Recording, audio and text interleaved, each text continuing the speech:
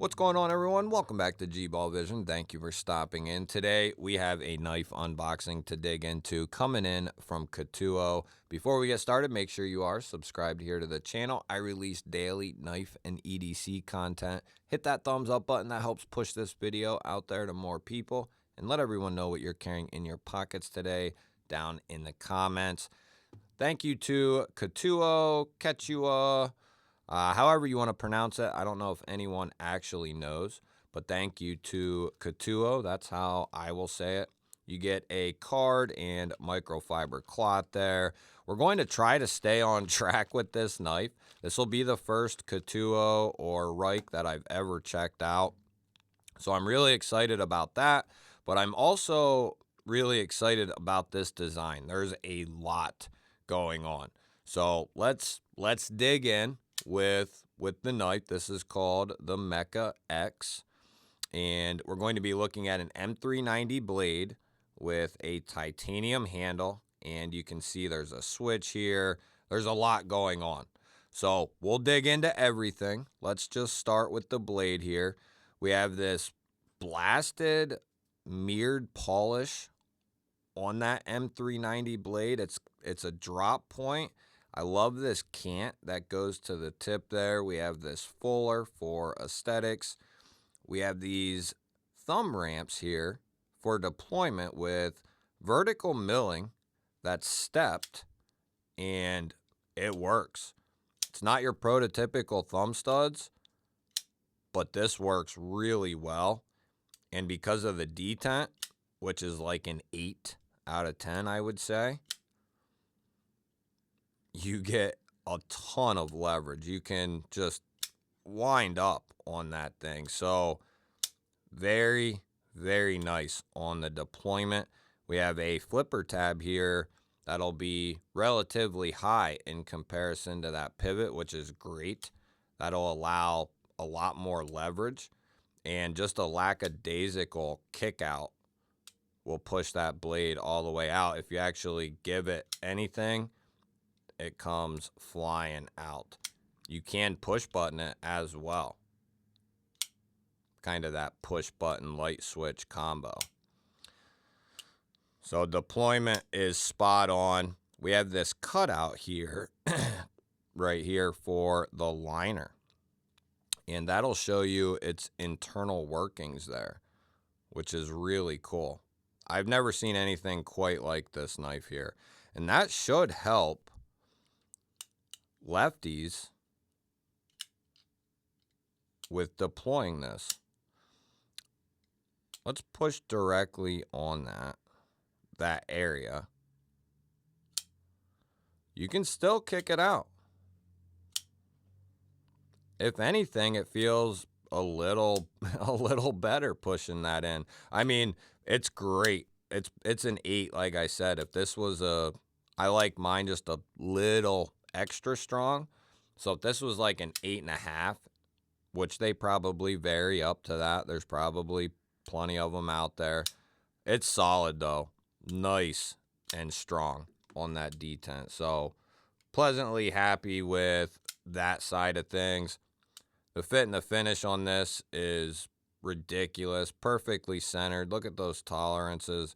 Now, this is going to be right hand carry only. So let's see what this will look like in the pocket. Now, you do have that integrated back spacer that's actually a part of the knife and not this back strap area here, which we'll get to.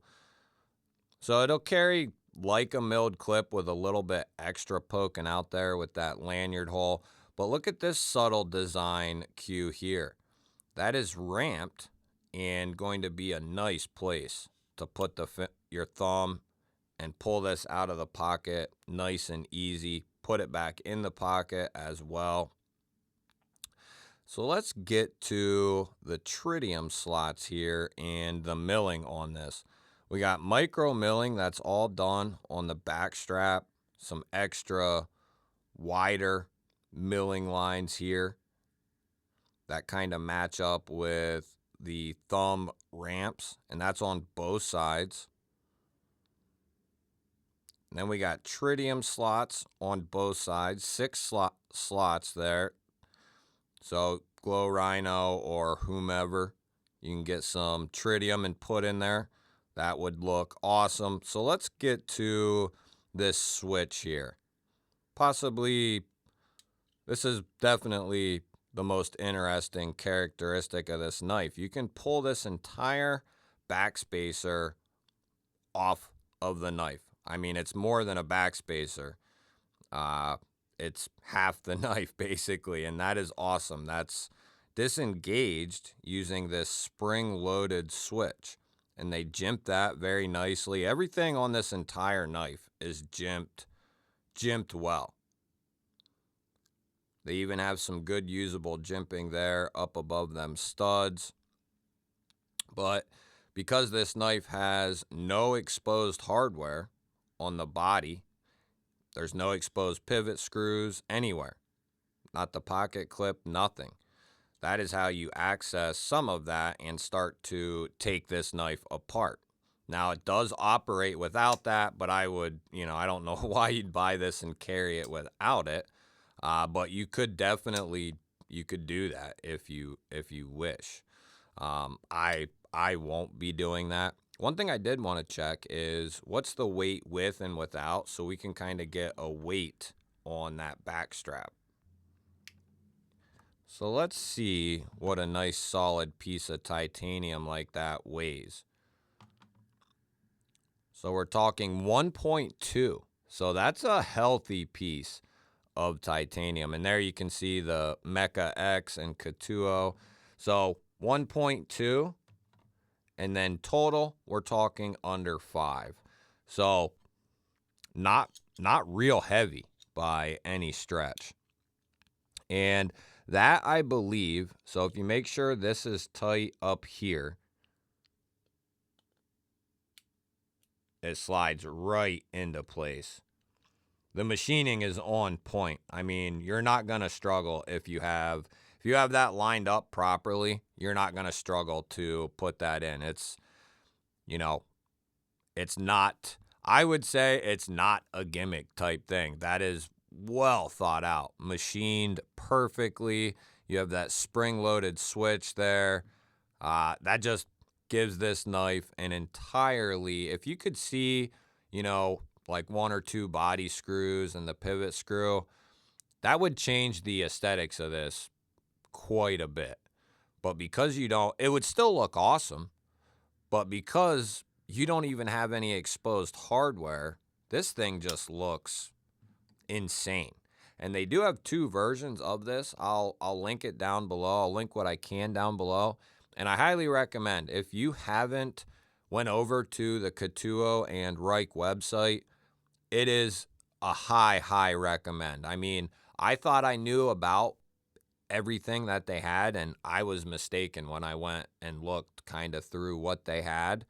They have a ton of, this is one of their more basic designs, or not basic, I shouldn't say, but casual designs. Like, they have some really extreme stuff over there. High recommend. Go check them out, even if it's just to look around. So how does that M390 cut?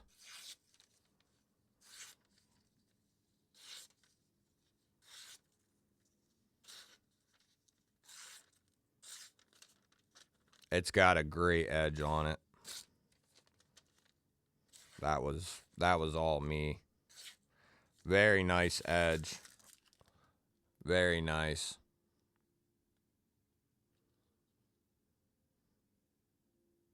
Sharpening choil. I'm no expert sharpener, and I've said that. It looks like you'll get a few sharpenings out of it before you might run into any issue. You can feel free to correct me on that. I'll throw it up against the Para 3 here in the PM2 just for a size reference. And now the RSK1 from Doug Ritter and Hogue, and the Benchmade Bug Out. And we'll do one more, the 8020 there, or the 8020.5, I should say. And that just gives you a good idea of how how large this knife is. It's not an extremely large knife, but definitely going to be considered a full-size knife. I honestly don't remember if we checked this. I don't think we did. But 3.5 inches cutting edge and total, depending on where you mark it, or 3 3/4, and then 8 1/8 overall. So yeah, definitely a full-size candidate here that has a lot of potential. I mean, I'm gonna have to get some tritium to put into this thing. This'll, you know, this will not be going anywhere anytime soon. This thing is amazing. It's comfortable. It is cool as hell. And it's going to be functional. The last thing we need to check here, I think, is going to be that lock. And I don't know, but we are centered up there. We have this elbow to the liner. And I don't know if that'll make that stronger or not there. And we do have great access to that liner, and it's been stepped. It's chamfered and stepped there. So whether you're coming in from the side there to disengage or from the face, that is going to grip nicely, and you got plenty of room in there. And that keeps this is chamfered because they wanted to. It doesn't need it because of this internal chamfer on both sides, plus the way the liner is done there. Just gives you a ton of good access and control over that liner. But that elbows up and actually follows the framing of the knife. So it goes up and angles. I wonder if that would give that some added strength. It might not do anything, but it could. And it looks like a healthy liner, up there. Couple of taps to start. There's no movement. And we're not doing this to, beat the hell out of the knife. We're just giving it a few taps to make sure it's not just gonna slip off there for just, for basically no reason. That's the idea behind checking that, just to make sure it's not going to slip. This is really cool. Like I said, I'll link it down below and link their website down below. I think these are a little bit more on the premium side, but for everything you're getting here, I think I remember around $300 was the price. And this is one knife I can say with all the machining and everything, that's a very, very fair price for what you're getting here with this knife.